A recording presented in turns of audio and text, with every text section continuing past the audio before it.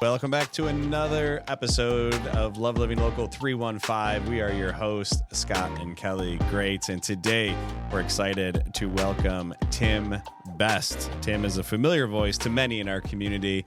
He's the play-by-play announcer for Utica City FC, Utica University, and the Utica Blue Sox. And, you know, whether he's bringing the energy on the court, the pitch, the field, in the box, or off, he is becoming a voice that many local sports fans know. So we're diving into his journey, his passion for sports broadcasting, and what it means to him to represent Utica through the mic.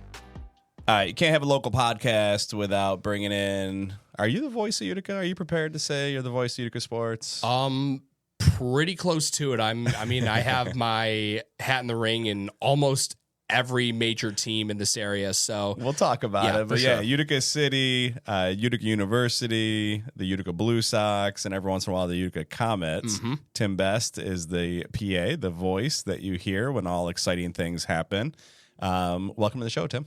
Thanks for having me, Scott, Kelly. Yeah, it's a pleasure to be on, and I really don't have this is my first time actually being on a podcast where I talk about my stomping grounds, the 315. Yeah. So, yeah, this is a nice change of pace, and really looking forward to it. Awesome.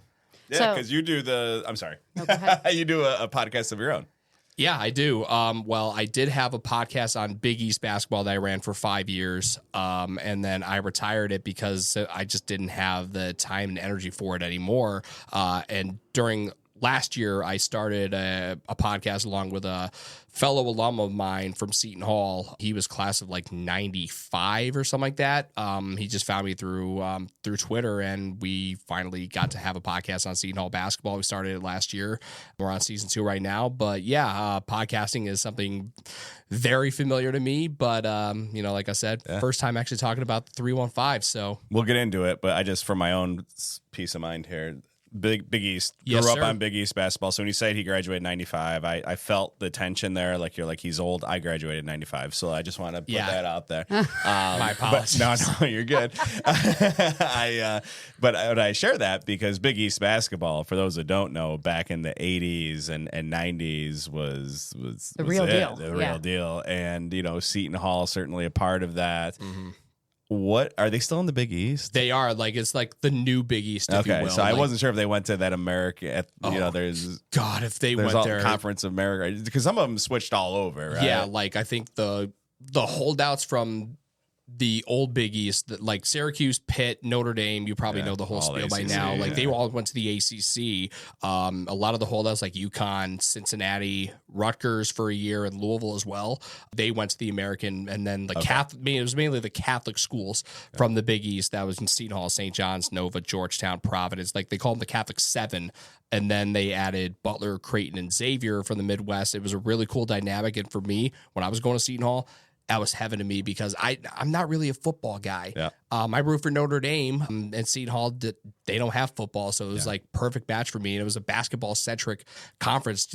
That's how they got to be big when it started out. And for me, perfect sweet spot. I'm a basketball junkie for life. Awesome. When they brought a team from Idaho into the Big East, I was out. Right? Boise State's in the Big East? Well, they were initially, when all the realignment was happening, they were thinking Boise State and San Diego State, and I think TCU, but then that completely... Oh, it didn't happen. Okay. That didn't happen. But Stanford's in the Atlantic Coast Conference. Yeah. Okay, got it. I still have to laugh about that. Let's move on. Let's reel it back to home. Let's talk a little bit about home here and tell us about who you are. You grew up here, went to college at Seton Hall. Yes, I did. Decided to come back. Yeah, so... I was born right here in this area. I lived in South Utica up until I was 6. And my family and I, we moved up to Marcy to be closer to my mom's parents. And so I went to Whitesboro first grade until graduation. And then when I went to college, Syracuse was the dream for me. Newhouse School, most prestigious journalism school in the country. Unfortunately, though, I got waitlisted. So I kind of had to look elsewhere, and I knew 2 friends of mine from Whitesboro who were a couple years older than me. They were there, and at the time, so one of them texted me because I talked to Seton Hall at a career fair in the fall, and my friend Johnny was like, "You should come up." and check it out. It's worth a shot. And I'm like, 4-hour drive. All right, let's just see what happens. And I was hooked. A lot of people, you think Seton Hall, like it's pretty well-known Division I school, mainly because of basketball, but it's a really tiny campus. Like it had that big school feel, but everybody knew everybody. And that, I related to that so much. And I just felt at home being around campus. And Syracuse, on the other hand, it was way too massive for me. Yeah. Oh, yeah. I think once I went to the accepted students day in April of 2014, yeah, I just knew, I'm like, yeah, this is the spot I was going to go into. I made a decision video, like, you know, how they have like the National Signing Day, they have the hats lined up. And I told the world to, you know, tip my cap to LeBron James. The decision happened a few years earlier, and I said I was taking my talents to South Orange, which is where Seton Hall University is, and announced to the world I was going to be a Pirate. Awesome. Nice. And you did communication, journalism, broadcasting. What was your focus? I was a journalism major. Okay. I was directed that way by someone in the communication and art school because that was going to be more so encompassing what I wanted to do more on the broadcasting end versus like broadcast and visual media. That would have been more on the technical end of broadcasting. But yeah, I really got a lot out of it. I had professors. My senior year, I had a sports media professor who wrote for Sports Illustrated for 20 years. He had a Heisman vote. And my senior year, we got to submit his vote for the Heisman, which was for Baker Mayfield that year in 2017. Okay, that's really cool. Yeah, and I got to do a lot of great things with our radio station WSOU, which my junior year we actually won the Marconi Award as the best non-commercial station in the country. And I had a lot of great opportunities to do high-level college broadcasting, especially with the basketball team. The craziest story, though, my senior year, I had the call along with one of my best friends, Mike, and we went to Providence in what it's not known as this now, but the Dunkin' Donuts Center, aka the Dunk. And it was a seasonably warm day in February, and the ice underneath, because that's where the Providence Bruins play, the ice underneath the court started to melt a little bit, and the floor started to get a little slippery. Our leading scorer sprains his ankle in the first half, and then the second half, more guys start slipping and sliding, and they suspend the game with 13 minutes left and finish it the very next day on campus, which to this day, I'm pretty sure, unless I've missed something, is the only game that's ever been suspended and then restarted in the history of the Big East. Let's see the math, like in the 45, 46-year history of the Big East, it's the only one that's ever been suspended, and I unfortunately had the distinction of having the call for that. We're going to have Spina fact check you on that. Make sure that it works. If memory serves me right, I actually have a photographic memory. Say it with confidence, and everyone will believe it. That's my MO. Right? That's actually a really good policy. Probably should have implemented that myself. What do you love most about what you do? You focus primarily on broadcast now, right? Or do you do some writing? Yeah, I think broadcast is probably what I do most, and I think I realized around the time that I transitioned, because when I started with the Blue Sox, they were known as the Utica Brewers. So I was a senior in high school when I got hired to do play-by-play, and I did that for my first 2 years. When new ownership took over and rebranded to the Blue Sox, I transitioned to the PA booth, and I realized probably within the first week of the season that, yeah, I like doing PA a lot more, because there's something about having an entire crowd in the palm of your hand. It's really empowering that you can dictate a crowd's reaction and help play into a big moment, or even just, if you want to have a little bit of fun. Like, I think one game I got bored and I started doing a Bob Sheppard impression. Yeah. And funny enough, Bob Sheppard was the inspiration for why I wanted to become a PA guy. I was at a Yankee game when I was 10 years old, and I heard Bob Sheppard's voice, literally, and you can find the voice of God. Literally, like the voice of God was talking to me. I'm like, okay, I want to become a public address announcer some way, shape, or form. And it's crazy to me that my dream when I was 10, I'm still living now almost 20 years later. That's awesome. All right, so now you're not going to get away with that. We're going to need the Bob Sheppard. I mean, all right. Take a minute if you need it. You're going to introduce me. Yep. All right. What position did you play growing up if you played ball? Center field. All right. Now batting, center fielder, number 2, Scott Greats. Number 2. I like it. Yeah. And I mean, a lot of people that don't know about Bob Sheppard, he was a speech pathology professor. Yeah, he was professionally trained. Oh, yeah. And he's the best of the best. And, however, what I learned was don't try to be the next whoever, be the first you. Yeah. So that's something I've really harnessed over the course of my PA career. And if you go to UCFC games, everybody will know how to announce the 1 minute remaining in the period. I always do the and like I've heard people imitating me behind me in the beer garden as I'm doing it. I'm like, might have been us. We've never sat in the beer garden. I want to sit there. Well, we got goals. 25 goals. We've got goals. We've got to get to a game and sit in the beer garden. A lot of season left to do so too. I'm glad that you started talking about the UCFC and the soccer team, because that's what season it is right now. Let's talk about indoor soccer and how drastically different it is from baseball, like announcing and the energy and the pace of the game. And do you love it? Oh, yeah. The thing is, like, I was never really a big soccer person growing up. So when I took the job at UCFC in 2019, I was like, I knew this is a big opportunity for me. I'm not really a big soccer guy, but I'm just going to go with it. And within the first couple of games, like, this rules. This is so much fun. It's basically the best way I could describe it to people who don't know. It's like if you're playing hockey with a soccer ball. Yeah. You have the same concepts of 5 attackers on the field plus a goalie. You have the line changes. You have power plays. It's virtually the same, if ever just oversimplified. But yeah, it's so much fun. The atmosphere is what really makes it. I feel like that really goes for a lot of sports. Like the atmosphere of college basketball is what helps makes it what it is. Same goes with college football. And I kind of like took those elements to help improve my presentation with the Blue Sox to make it like that, to turn it essentially into more like a party-like atmosphere. You have more fun at a party compared to, if you take it a little more.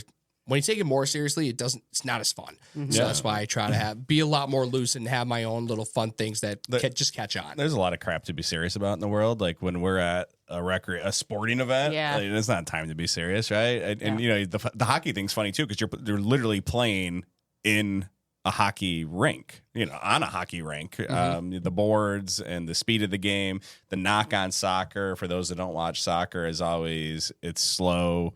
There's no goals, low scoring game. Well, not an indoor, like this, right? I mean, the average score is usually double digits when you combine the two teams. So you're going to see a lot of goals. You're going to see fast paced action. We've got the beer garden in Utica. What are some other things that you do to just up the energy and excitement and entertainment level for fans? One thing that I actually learned from the public address announcer of Seton Hall men's basketball named Tim McClune, he's got to be bare minimum like 75, but his voice still to this day sounds velvety smooth.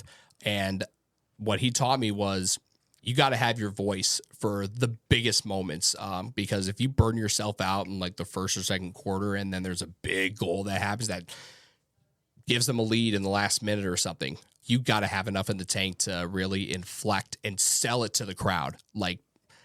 And also he taught me, try to let the crowd dictate the moment. If you overexert yourself, you don't really give the crowd a reaction to have the pop that you desire. So, I owe a lot of how I am professionally now to Tim McClune. So I just want to, Tim, I hope you're listening to this. You're the GOAT to me. So I definitely got to give a shout out to Mr. McClune. And, I've still taken his advice. 7 years later, I still implement a lot of the strategies that he has, and honestly probably wouldn't be where I am from a developmental standpoint if it wasn't for him. So awesome. Got to give him a shout out. So we're talking about all the fun stuff. Let's talk about obstacles and stuff that you've overcome to get to this point.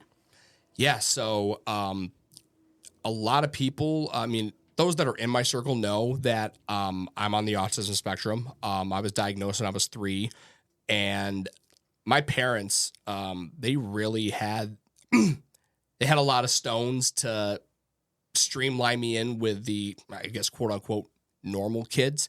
But they knew that there was just something in me that, with my intelligence level and having the gift of a photographic memory, like when I was a kid, I remember like studying like sports almanacs and memorizing all the Super Bowl winners and World Series and the whole 9 yards of that. They knew I had the acumen to thrive in the classroom, and they felt like in order for me to thrive and become everything that they saw in me, they would have to streamline me in. And it was a risk, but you know, the risk obviously paid off, and they clearly knew something and saw something in me.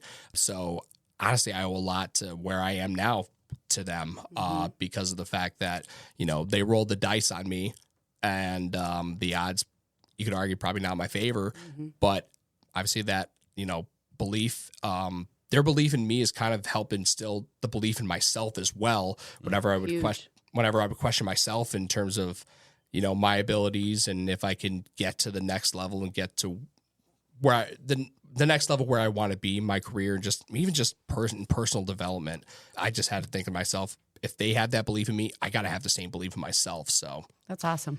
Do you talk to other people, other kids really who are on the spectrum? Do you pay it forward? Do you pour back into them, give that belief to them, or is that something you know, that you're interested in doing in the future to help them with confidence like you have? Oh, absolutely. I know that with the Blue Sox, the last 3 years we've had an autism acceptance night, and we would partner with Kelberman.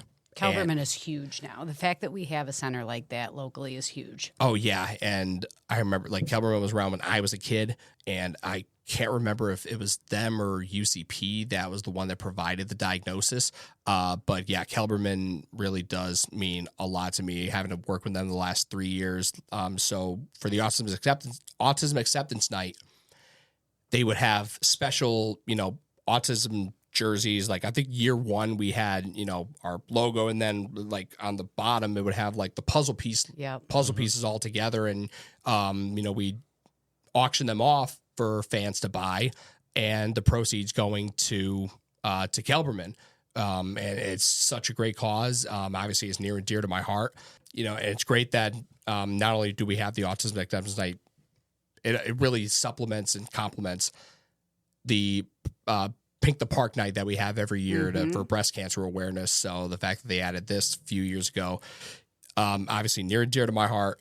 But yeah, to answer that's the long form answer your question. The short one being absolutely, and I hope you know, Kelberman, I'm essentially putting the bad signal out to you. I would be more than happy, and it'd be my honor and privilege to, you know, give hope to, you know, kids like me mentor, that have the for sure. I want to be the living example. Like, you know, this isn't like, it's not a disability. It's really like a gift, and you gotta figure Utilize out it. realize and figure out what to do with it. Yeah. And you know, if I could probably see in a lot of them like what I saw essentially like looking in the mirror of myself when I was a kid. So if I could give them the inspiration to dream big and achieve big like I have, paying it forward, I feel like that's something that I always strive to do, and what I actually want to do, instead of, you know, just like, there's difference striving to do it and then actually doing it. So I strive to do it, but I actually want to do it now.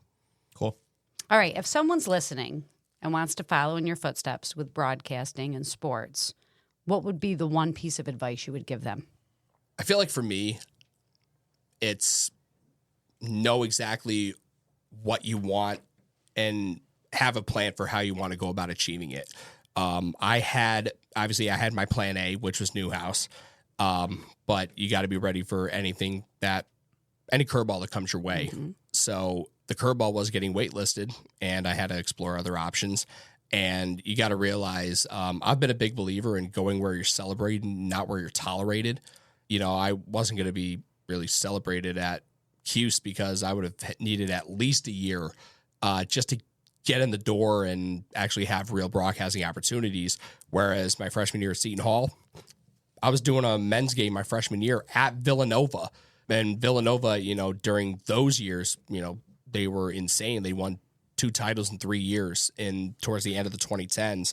And here I am as a freshman getting to do a game at the Pavilion, and working with 2 guys, one of which he's going to be a huge star in the sports broadcasting landscape, named John Fanta. Great guy and great broadcaster, but an even better person. So I definitely want to plug him. And then another guy who currently works for Nesson, the Northeast Sports Network, which does Bruins games, the Celtics, and the legendary Beanpot Classic that they have for Boston, Massachusetts teams for hockey every year at the college level. It's a sleeper thing. And the fact that I got to my first men's basketball broadcast at WSU, I got to do it with 2 high profile guys now like that. It's crazy to think about in hindsight. Yeah, that's awesome. You know, it's so important. I love how you said that, because a lot of our young kids or kids that are, going to college, they have a plan and they have a path. And when they're faced with adversity, they are so eager to just give up and not be able to overcome adversity, pivot, go down a different path. So that's a super awesome message that you just gave to our young kids, that we have a son like that he has a hard time when it doesn't go the way that he thinks it's going to go, and then his day is just shot. Spoke at a career day yesterday at our alma mater at Frankfurt. Really that was my message was it's who, not how, right? And build this network and put yourself into situations where you're the greenest person in the room, where everyone is more experienced, more qualified than you, and learn from them. And that's, really something you did in spades. You put yourself around people who were already doing it at a high level and learn from them. I love the quote, celebrated, not tolerated. That's fantastic. And your optimism and your glass half full attitude, I applaud you for. And another thing, as I was reading your bio here, you were the president of the student section the last 2 years at Seton Hall. So if you want to talk about how that came about. Oh, man. Obviously, when you grow up watching college basketball, like my parents had season tickets for Syracuse, so I would go to games all the time when I was a kid, and I would see Otto's Army behind the basket. And I'm like, if I could, be in the front row and see what it's like experiencing college basketball at that level as a student, it would just be like a dream come true. Obviously, I got that experience somewhere else. And the great thing was, considering where Seton Hall was when I got there, they were in a tough spot. They hadn't made the tournament since like 2006. And I got there in 2014, mind you. So it'd been quite some time. And it's kind of like where Syracuse is now. I hate to admit it, but yeah, you could very well make the argument. Like you got a point there. So when I think my thing was, I think it was around that time when Hunter Pence signs became a thing, where fans would make these signs about Giants outfielder Hunter Pence, and they were just like simple, like non-major insulting signs about, like, I don't know, like eating pizza with a fork. Like Hunter Pence eats pizza with a fork, like simple stuff like that. I'm like, okay, I could probably do this at a high level. And the first game I did it for, it was the first annual Garden State Harbor Classic, Seton Hall and Rutgers. They play every year. And that was the first year that they were going to be playing for this rivalry trophy in the shape of, New Jersey, with Seton Hall and Rutgers logos and in the location where their campuses are. And for the first annual one, it was going to be on our turf. And I was thinking to myself and to friends that I had made, like, I want to make some signs and go hard. And turns out, it was a great success then. So we started to do it when we came back for the spring semester, and it kind of just took on a life of its own. And it just got better and better every year. And it helped that with the passion and vigor, I essentially found out the formula for how to get the front row home game in and home game out. And I didn't miss a single home game from like halfway through my sophomore year until I graduated. And so much so that moving on, junior and senior year, I got to go to March Madness twice. That's awesome. And, players, they have their complimentary tickets that they can give to friends and family. So both years, one of the players would hook me up and my buddies with tickets. And so we got to sit a few rows behind the bench in Greenville, South Carolina as a junior. And then a senior year in Wichita, Kansas, literally 3 rows behind the bench, camera side. So you could see me and my buddies, acting a fool in March Madness. Like, and that's the one thing if you love March Madness, find a way, somehow, some way. Don't go your whole life as a college basketball fan without trying to see March Madness just one time. Yep.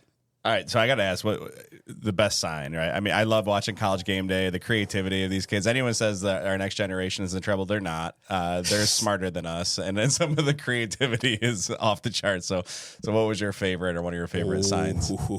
So I got a couple really funny stories. So my junior year, there was this guy on Xavier named JP McCura. And if it wasn't for Grayson Allen, he would have been the most hated player in college basketball because they were there the same exact frame of time, 2014 to 18.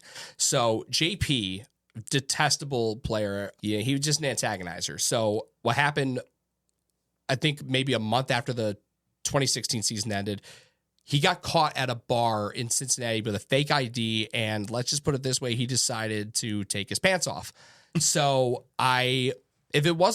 if he had more serious offenses, I wouldn't have done what I did, which was put his mugshot on a sign.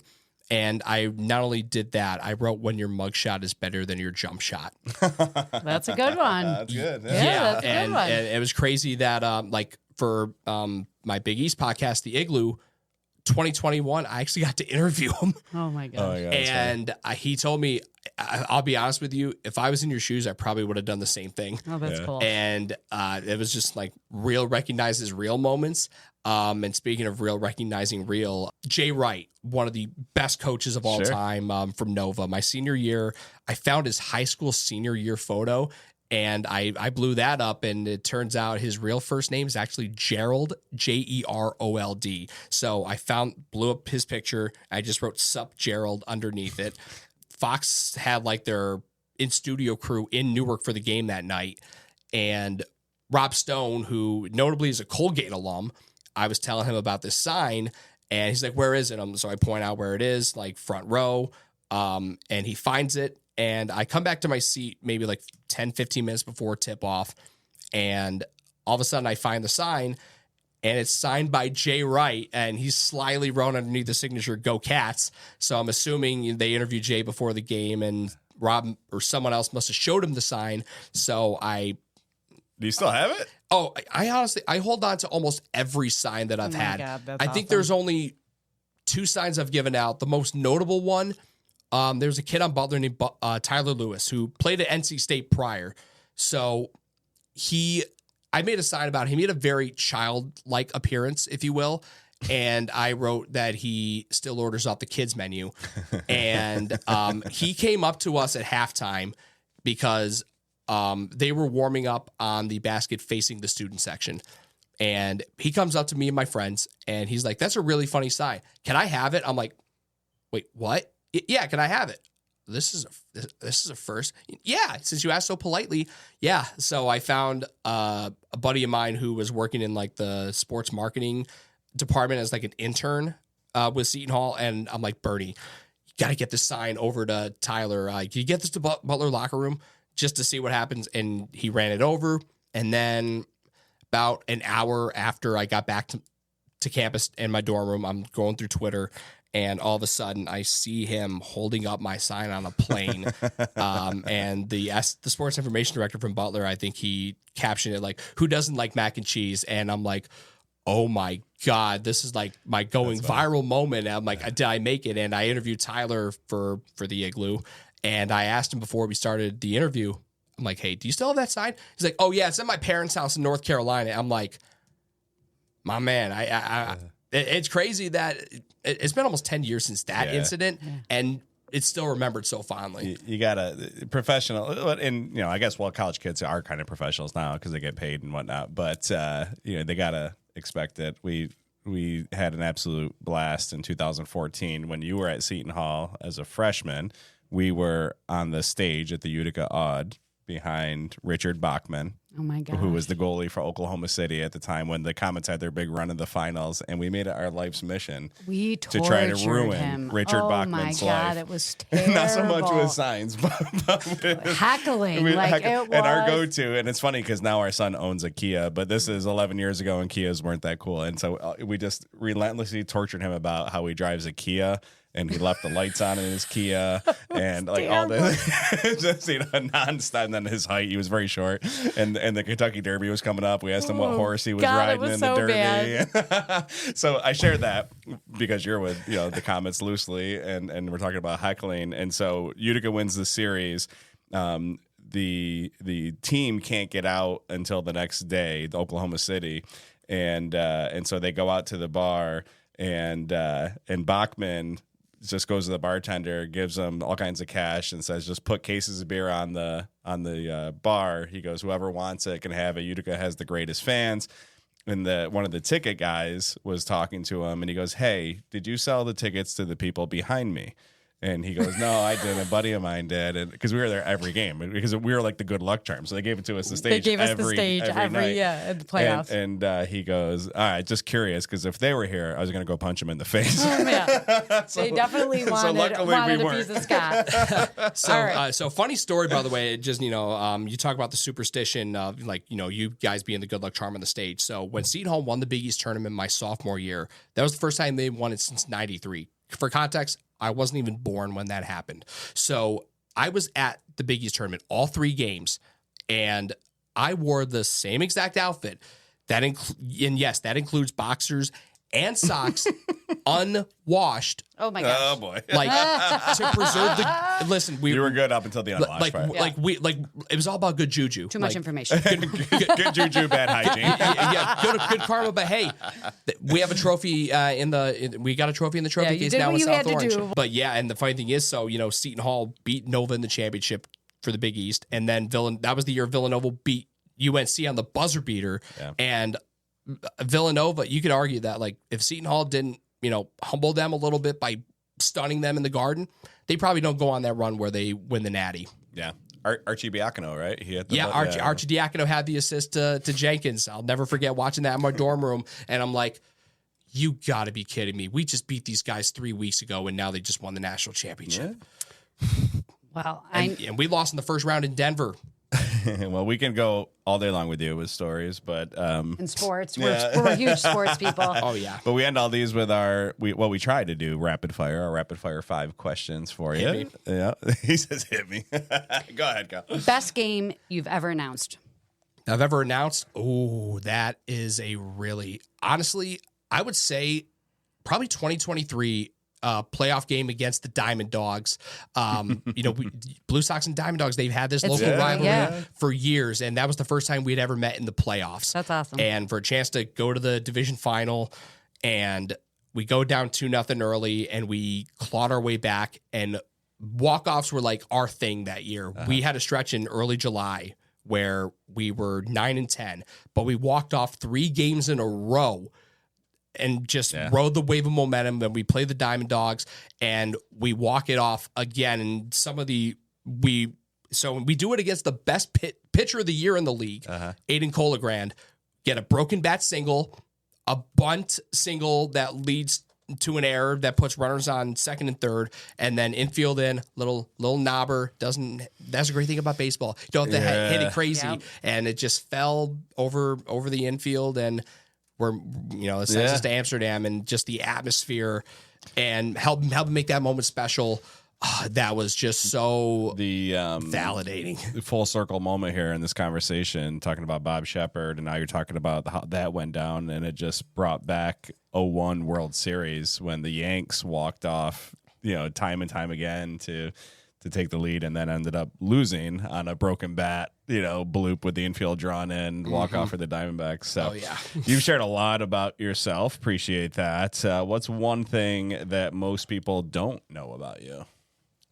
Well, I feel like I don't make this very public. However, I don't know why, but I have an affinity for boy bands.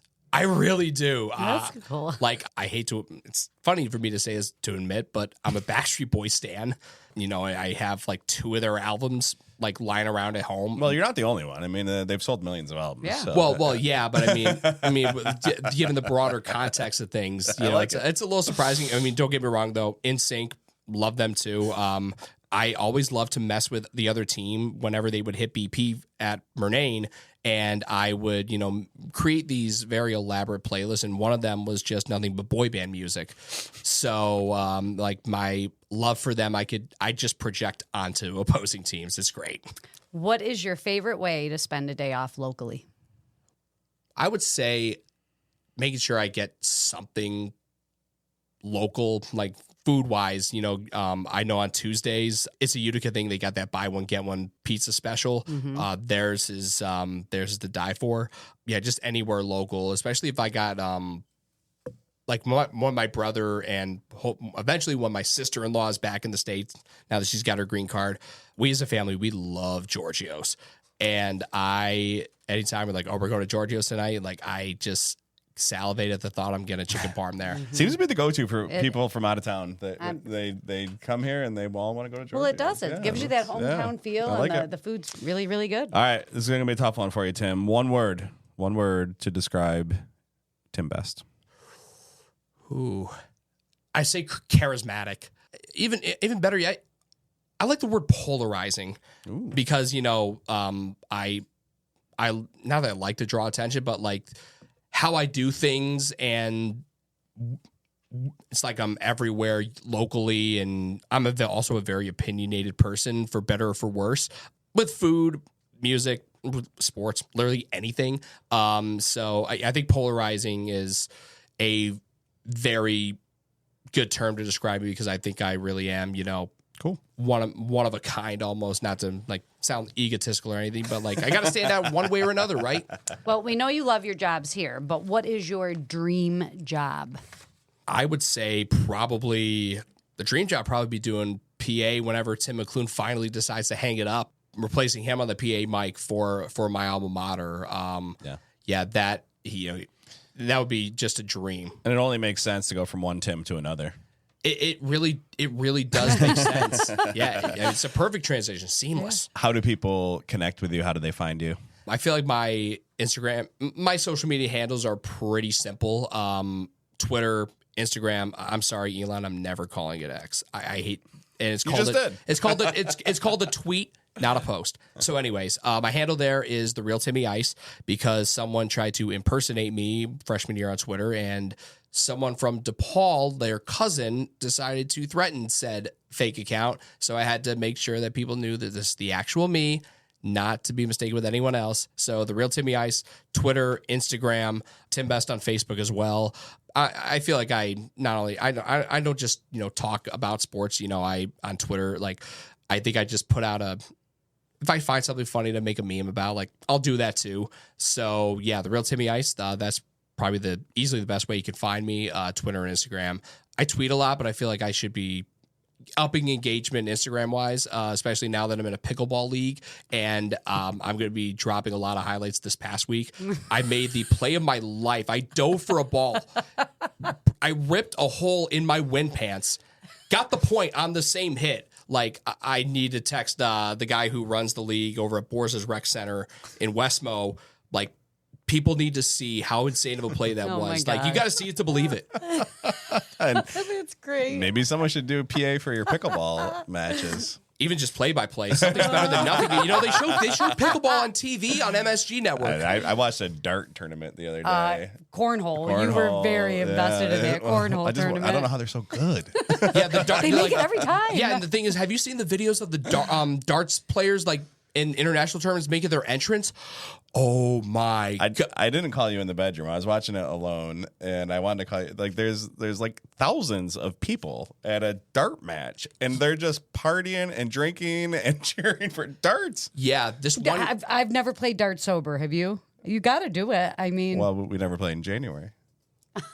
That's the only month we're sober. Oh my God. So this one guy, like, he comes out to Titanium by Sia, and you could hear the entire crowd belting the chorus. It is insane. All right, we got to get to the Utica City Beer Garden. Yes. We got to get to an international dart match. Yep. And we've got to watch Tim Best play pickleball. That's our things to do list in 2025. And we have never seen a Diamond Dogs game in Utica. I think we should do that. Our boy Travis Heiser. We're always out in Little Falls. But we got to come to we got to make that happen. Field, for sure. Yeah. All I mean, and the thing is too. So not only do I do the PA, I also handle all the music and sound effects too. So if you want to, if you get not only do you see a baseball game, but you see a little bit of a comedy hour, or 2 or 3, depending on how it goes.